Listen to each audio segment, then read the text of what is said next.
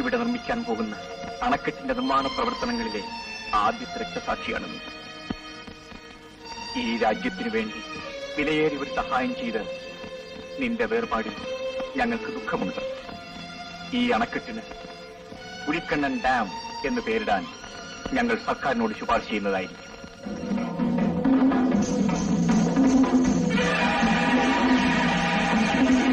നമുക്ക് ആ കാട്ടുജാതിക്കാരുടെ സങ്കരമൊന്ന് പോയിട്ട് വരാം.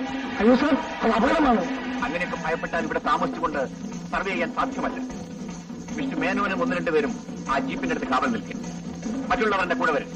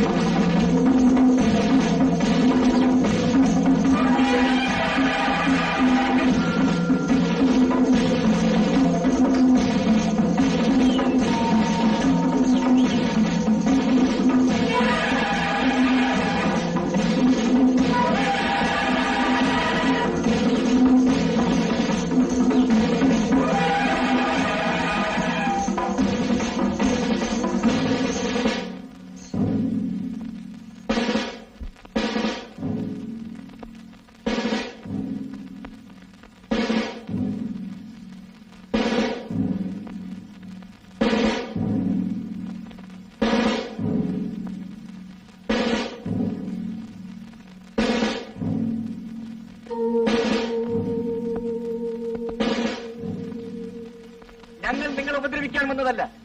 നിങ്ങൾ ഞങ്ങളെ ഉപദ്രവിക്കരുത്.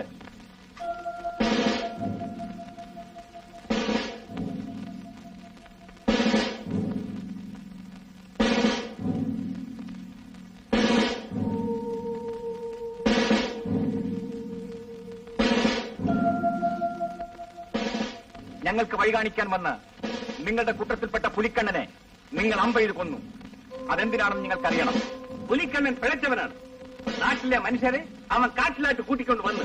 എന്താ, നിങ്ങളെപ്പോലെ ഞങ്ങൾക്ക് ഈ കാട്ടിൽ വന്നുകൂടെ? പാടില്ല. ഇത് ഞങ്ങളുടെ കാടാണ്. അല്ല, ഇത് സർക്കാരിന്റെ കാടാണ്. ഞങ്ങൾ നാട്ടിൽ താമസിക്കുന്ന പോലെ നിങ്ങൾ കാട്ടിൽ താമസിക്കുന്നുവെന്നേ ഉള്ളൂ. ഞങ്ങൾക്ക് വേറെ സർക്കാരില്ല. ഞങ്ങളുടെ സർക്കാരും ദൈവവുമല്ല ഞങ്ങളുടെ മൂപ്പനാണ്. അത് നിങ്ങളുടെ വിശ്വാസം. അത് ഞങ്ങളെ ബാധിക്കുകയില്ല. സർക്കാരിൽ നിന്നും ഇവിടെ ഒരു അണക്കെട്ട് പണിയിക്കാൻ തീരുമാനിച്ചിരിക്കുകയാണ്. അതിനുള്ള സ്ഥലമളക്കാൻ വന്നവരാണ് ഞങ്ങൾ. ഞങ്ങൾ അതിവിടെ പണിയിക്കയില്ല. ഇത് ഞങ്ങളുടെ മലദൈവങ്ങളെ കുടിയിരുത്തിയിരിക്കുന്ന സ്ഥലമാണ്. പക്ഷേ ഇവിടെ ഈ അണക്കെട്ട് പണിയുന്നത് നമ്മുടെ രാജ്യത്തിന്റെ പൊതുവായ ആവശ്യത്തിനാണ്. ലക്ഷക്കണക്കിനുള്ള ആളുകളുടെ നന്മയ്ക്ക് വേണ്ടിയാണ്. അതുകൊണ്ട് ഈ സ്ഥലത്തു നിന്ന് മാറി കാടിന്റെ മറ്റേതെങ്കിലും ഒരു ഭാഗത്ത് പോയി താമസിക്കുന്നതാണ് നല്ലത്. നിങ്ങൾക്ക് എല്ലാ സഹായങ്ങളും ചെയ്തു തരാൻ ഞങ്ങൾ ഒരുക്കമാണ്. ഇല്ല, ഇവിടെ ചത്തു വീണാലും ഞങ്ങൾ ഇവിടുന്ന് പോവില്ല. നിങ്ങൾ വെറുതെ കുഴപ്പത്തിനൊന്നും നിൽക്കരുത്. അണക്കെട്ട് പൂർത്തിയാകുമ്പോൾ ഈ പ്രദേശം മുഴുവൻ വെള്ളത്തിനടിയിലാകും. അതിനു മുമ്പ് ഇവിടെ നിന്ന് മാറി താമസിക്കുന്നതാണ് ഭംഗി. ഞാൻ പറയാനുള്ളതെല്ലാം പറഞ്ഞു കഴിഞ്ഞു. ഇനി നിങ്ങളുടെ ഇഷ്ടം. ഇനി മറ്റൊരു കാര്യം, ഞങ്ങൾ ഇവിടെ തന്നെ താമസിച്ച് ഞങ്ങളുടെ ജോലി തുടങ്ങാൻ പോവുകയാണ്. പക്ഷേ പുലിക്കണ്ണനെ കൊന്നതുപോലെ ഞങ്ങളെ ഓരോരുത്തരെയും കൊല്ലാമെന്ന് നിങ്ങൾ കരുതുന്നുവെങ്കിൽ നിങ്ങൾക്ക് തെറ്റിപ്പോയി. വിഷം പുരട്ടിയ അമ്പ് നിങ്ങളുടെ കയ്യിലുണ്ട് എന്നുള്ള ധൈര്യമാണ് നിങ്ങൾക്കുള്ളത്. പക്ഷേ അതിനേക്കാൾ മാരകമായ ആയുധങ്ങളാണ് ഞങ്ങളുടെ കയ്യിലുള്ളത്. ശങ്കരപ്പിള്ള,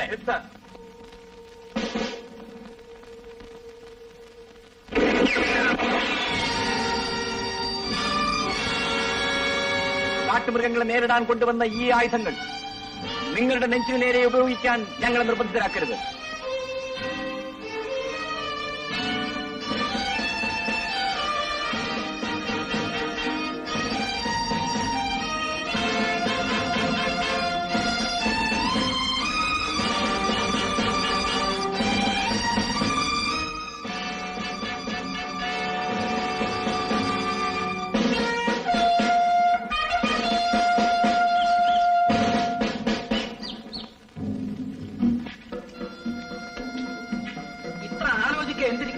നമുക്ക് ആണല്ലോ ഏറ്റുമുട്ടിയാല.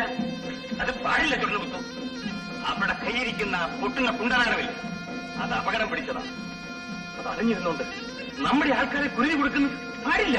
അപ്പ നമ്മുടെ മതദൈവങ്ങളാണ് ഈ കാട് മുഴുവൻ അവർ കൈയടക്കണ കണ്ടാണ്ട് അനങ്ങാണ്ടിരിക്കണമെന്നാണ് അല്ല, പക്ഷേങ്കിൽ എഴുത്ത് ചാടിയാൽ നമ്മൾ തോറ്റുപോകും. നിറയും മുറയും നോക്കി ചെയ്യേണ്ട കാര്യമല്ലിത്. കൂടി ആലോചിച്ച് തീരുമാനിക്കാം. കൂട്ടരെ, കാത്തിരുന്ന് അവരെ ഓരോരുത്തരെ കൊല്ലാൻ വഴി നോക്കും.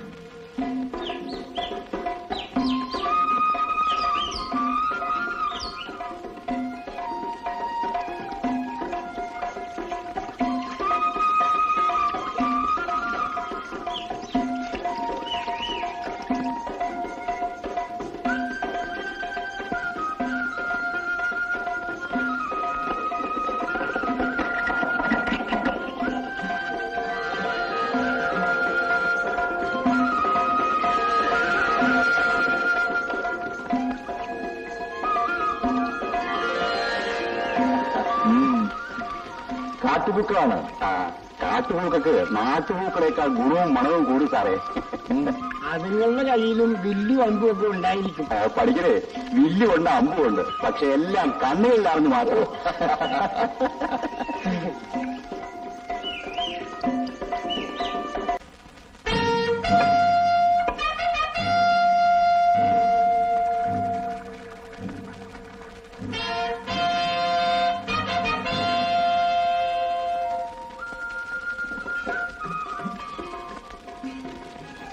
അല്ല, മാല എന്നാടുക്കാണ്?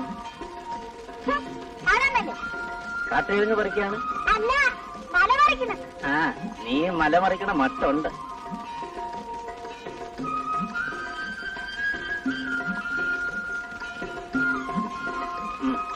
ഇന്നാ മാല. മാലയ്ക്ക് വേണ്ടിയാണ് ഞാനിത് പറിച്ചത്. നിനക്ക് പഴം പറിച്ചു തരാൻ ഞാൻ നിന്റെ ആരാ? അങ്ങനെയാണെങ്കിൽ ഞാൻ തന്നെ ആരാ? ഇപ്പൊ ആരുമല്ലായിരിക്കും, പക്ഷേ നാളെ നീ എന്റെ ഭാര്യ. അതിന് വേറെ ആള് നോക്കും. അതിന് എന്നെ കിട്ടുകയല്ല. കിട്ടുമോന്ന് ഞാൻ നോക്കട്ടെ. അന്നേ ഈ കാടും മല കത്തിപ്പോകും.